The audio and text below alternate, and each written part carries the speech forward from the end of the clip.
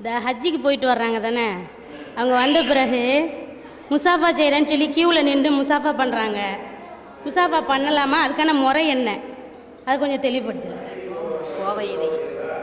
போகும்போது சரி, போயிட்டு வந்த பிறகும் சரி, முசாஃபா கியூவில் நின்று பண்ணுறாங்க. அதுக்கான முறை என்னன்னு தெளிவுபடுத்தலாம். அப்புறம் முதலாவது என்ன கேட்குறாங்கன்னா, ஹஜ்ஜிக்கு போயிட்டு வர்றவங்கள வந்ததை கேள்விப்பட்டவுடனே போய் முசாஃபா பண்ணிட்டு வர்றாங்க. ஹஜ்ஜிக்கு போகிறதுக்கு முன்னாடியும் போய் சந்தித்து என்ன செய்கிறாங்க, முசாஃபா பண்ணிட்டு வர்றாங்களே, இது இது முசாஃபாண்டா என்ன அப்படின்னு ஒரு கேள்வி கேட்குறாங்க. ரெண்டாவது, இத்தாவுடைய பெண்களை மாற்று மத பெண்கள் பார்க்கக்கூடாதுங்கிறாங்களே, அது என்னன்னு ரெண்டு விஷயம் கேட்டிருக்கிறாங்க. முசாஃபஹா என்றால் என்னன்னு கேட்டால், ஒருவரை ஒருவர் சந்திக்கும் பொழுது, முசாஃபா செய்கிறதுக்காக சந்திக்கக்கூடாது, சந்திக்கும் பொழுது என்ன செய்கிறது, கையை கொடுத்து அஸ்ஸலாமு அலைக்கும் சொல்கிறோம்ல, அது ஒரு ஸ்டேஜ். இன்னும் கொஞ்சம் நெருக்கத்தை விரும்பணுமே என்று சொன்னால், அவங்க ரெண்டு பேரும் வலது கையை, இருவரும் வலது கையை நீட்டி, ஒரு வலது கையுடைய உள்ளங்கை அடுத்தவனுடைய வலது கையில் படுற மாதிரி, அந்த மாதிரி கையை இணைப்பதற்கு பேர் தான் என்னது, முசாஃபஹான்னு பேர். அந்த முசாஃபஹாவில் நிறைய மிஸ்டேக்கெல்லாம் பண்ணுறாங்க. என்ன செய்கிறாங்கன்னா, ரெண்டு கையில் போய் முசாஃபா செய்கிறாங்க. ஆனால் மதுஹப் கிதாபில் என்ன இருக்குன்னா, வலது கையால் செய்யக்கூடிய காரியங்கள்னு முசாஃபா போட்டு வச்சுருக்கிறாங்க. இவன் இடது கையெல்லாம் சேர்ச்சார், ரெண்டு கையில் செஞ்சால் என்ன ஆயிடுது, இடது கையால் ஆகிடுது. முசாஃபஹாங்கிற வார்த்தையில் சஃபகங்கிற வார்த்தையில் இருந்தால் முசாஃபஹா வருது. சஃபகண்டால உள்ளங்கைன்னு தான் அர்த்தம், புறங்கைன்னு அர்த்தம் கிடையாது.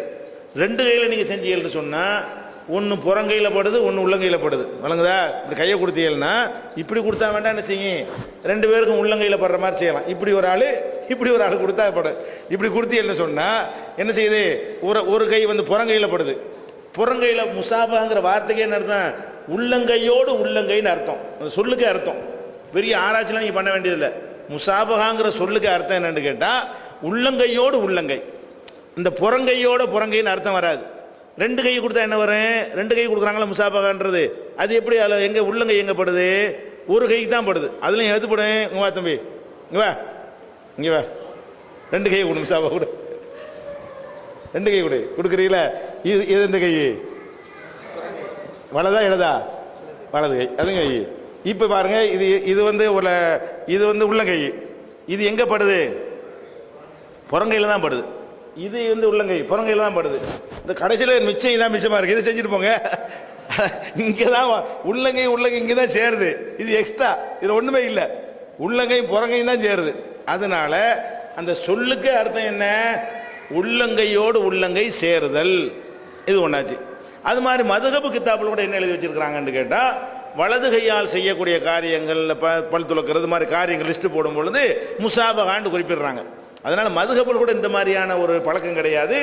ஒரு கை முசாஃபஹான்னு சொன்னாலே என்ன அர்த்தம், ஒருத்தர் கையை ஒருத்தருடைய வலது கை உள்ளங்கை அடுத்தவருடைய வலது கை உள்ளங்கையில் படுற மாதிரி தொடுவதற்கு பேர் என்னது, முசாஃபஹா. இந்த முசாஃபஹா ஆண்கள் ஆண்களோட, பெண்கள் பெண்களோட செய்யலாமே தவிர, பெண்களும் ஆண்களும், அது ஹஜ்ஜிக்கு போன ஆளாக இருந்தாலும் சரி, பெரிய மத குரு ஷேக் இருந்தாலும் சரி, பெண்கள் ஆண்களோட முசாஃபா செய்தல்ங்கிறது என்னையில் மார்க்கத்தில் கிடையாது. ரசூல் ஸல்லல்லாஹு அலைஹி வஸல்லம் அவங்க காலத்தில் ஒரு பெண் கையை நீட்டுவாங்க முசாஃபா கண்டு, இன்னி லா உசாஃபிஹுன் நிசா, நான் பெண்கள்கிட்ட முசாஃபா செய்ய மாட்டேன் அப்படின்னு ரசூல் ஸல்லல்லாஹு அலைஹி வஸல்லம் மறுத்துருவாங்க. இப்போ ரசூலுல்லாஹ்வுக்கு மேலே பெரிய குருமார் யாராவது இருக்காங்களா? நம்மளாம் குருமாது இருக்கா, வேறு மாதிரி எண்ணமெல்லாம் வராது. பெரிய டைலாக் விட்றாங்க, வேறு மாதிரி எண்ணமெல்லாம் ஒரு ஷேகுமாருக்கெல்லாம் வராது.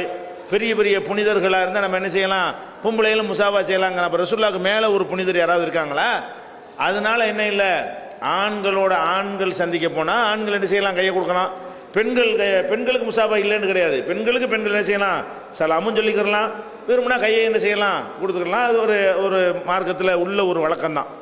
ஆனால் இந்த முசாஃபா என்பது ஒருத்தருக்கு ஒருத்தர் சகோதரத்துவத்தை காட்டுறதுக்கும் சமத்துவத்தை காட்டுறதுக்கும் தான் இந்த முசாஃபா.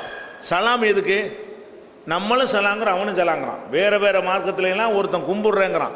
நம்ம மார்க்கத்தில் என்னது, வந்தனோ நமஸ்தே நமஸ்காரு வணக்கங்கிறான். நம்ம மார்க்கத்தில் என்ன, அஸ்ஸலாமு அலைக்கும்னா வார்த்தையை தான் திருப்பி போடுவான். ரெண்டு சொல்லு ஒரே அர்த்தம் தான். அஸ்ஸலாமு அலைக்கும் அலைக்கும் சலாமும் ஒரே அர்த்தம் தானே. அஸ்ஸலாமு அலைக்குமுக்கு என்ன அர்த்தமோ அலைக்கும் சலாமுக்கு என்னதான் அதான் அர்த்தம். இவன் பதில் சொல்கிறானா முதல் சலான் சொல்கிறான்னு கன்ஃபியூஸ் ஆகக்கூடாதுங்கிறக்கா மாற்றுறாங்க வார்த்தையை.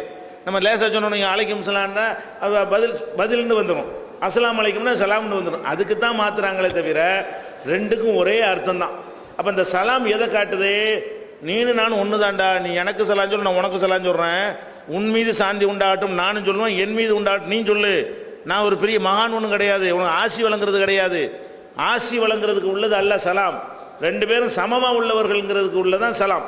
அப்போ எவ்வளோ பெரிய மகான் நீங்கள் பார்த்தாலும் அவருக்கு நீங்கள் துவா செய்கிறீங்க, உன் மீது சலாம் உண்டாகட்டும்டா, நான் உனக்கு துவா செய்ய வேண்டாம்.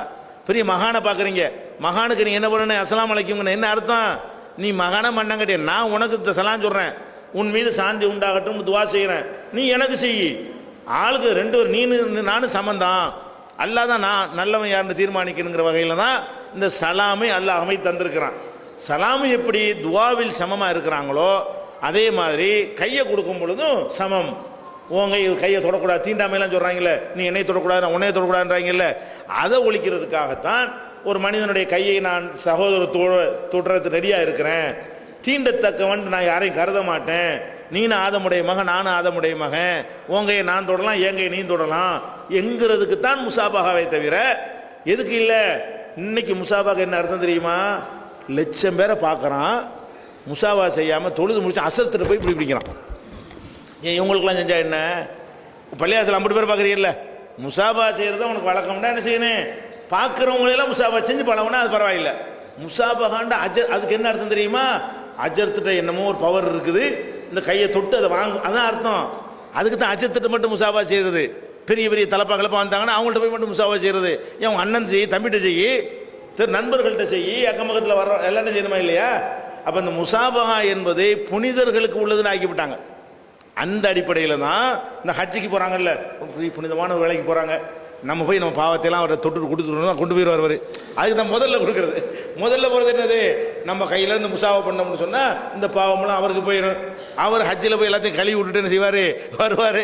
அப்படி நினச்சிட்டு என்ன செய்கிறது? அவர் புனிதமாக வருவாரா, நம்ம கையை கொண்டு வச்சு அந்த புனிதத்தெல்லாம் வாங்கிக்கலாம், அவர் ஒன்றுமெல்லாம் வாங்கி பண்ணலாம் அப்படி நினைத்து கொண்டு, அதான் காரணம். முசாபா இது எதுக்கு? ஹஜ்ஜிக்கு போகிறவர் போய் எதுக்கு பார்க்குறீங்க? ரசூல் ஸல்லல்லாஹு அலைஹி வஸல்லம் காலத்தில் வந்து ஹஜ்ஜிக்கு போகிற ஆளை போய் பார்த்து சந்தித்து ஒருத்தர் ஆசி வாங்கிட்டு இருந்தாங்களா?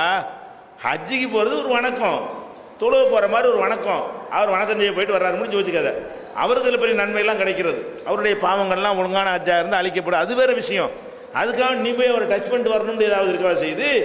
அப்போ இந்த முசாபகா என்பது ஹாஜிகளை சந்திக்கிறதுக்காக வேண்டிங்க முசாபா என்ன இல்லை, கிடையவே கிடையாது. அது வந்து பொய்ங்கிறத விளங்கி கொள்ள வேண்டும். அது மாதிரி பழக்கம் தான் ஒழிக்கணும். அங்கே என்ன வருதுன்னு கேட்டால், ஒரு புனிதர்ங்கிற அடிப்படையில் அவரை வைத்து, நம்ம பாவிங்கிற அடிப்படையில் வைத்து அந்த தொடுவதனால் நமக்கு என்னமோ புண்ணியம் சேரும், அதுக்கு தான் வருது. சகோதரத்துக்காக வருது. சலாமும் முசாபகாவும் சகோதரத்துக்கு உள்ளது, நீனும் நானும் சமோண்டு காட்டுறதுக்கு உள்ளது. நீ மேலே நான் கீழேன்னு காட்டுறதை ஒழிக்கிறதுக்கு உள்ள ஒரு பழக்கம். அதை என்ன வாங்கிவிட்டாங்கன்னு கேட்டால், மேலே உள்ள ஆளை கீழே உள்ள ஆளை தேடி போய் அவர் தொட்டு பார்த்துட்டு வரணும் அப்படின்னு ஆக்கி விட்டார்கள். அது போக வந்து நம்ம ஊர்ல எல்லாம், நம்ம ஊரில் சில ஊர்களில் இருக்குது, நம்ம ஊரில் இந்த பழக்கம் இந்த வயசான ஆட்கள்கிட்ட இருக்கும். என்ன முசாபான்னு கேட்டால், அந்த முசாபா செய்யும் இந்த கட்டை விரல் இருக்குல்ல, இவன் யாரோ வரவங்க இந்த கட்டை விரல் இருக்குல்ல, இந்த கட்டை விரல் முசாபா செய்யும் இப்படி அமுக்கணுமா, அவர் நம்ம கட்டை விரல் இப்படி அமுக்கணுமா. இந்த கட்டை விரலை வந்து இப்படி இப்படி கொடுப்பாங்க முசாபகான்னு சொல்லிட்டு.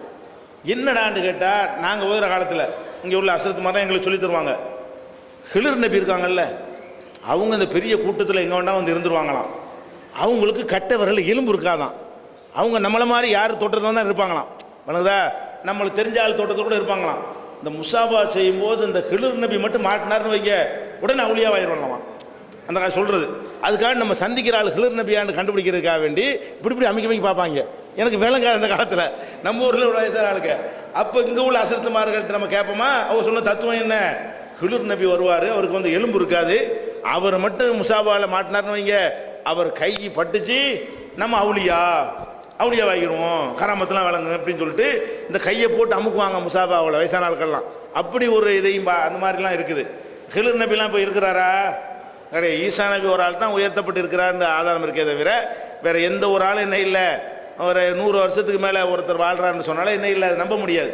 ரசூல் ஸல்லல்லாஹு சொல்லிட்டாங்க, எனக்கு பிறகு 100 வருஷத்துக்கு பிறகு இன்றைக்கு இருந்த உலகத்தில் இருந்த யாரும் இருக்க மாட்டார்கள்ட்டாங்க. ஒரு வேளை இருந்திருந்தா கூட ரசூல்லா காலத்தோடு அது முடிஞ்சு போச்சு, அவர் இருந்திருக்க மாட்டார். அதனால ஹிலர் நபிலாம் என்ன இல்லை, ஒருத்தர் உசுரோடலாம் இருந்துக்கிட்டு இருக்கல.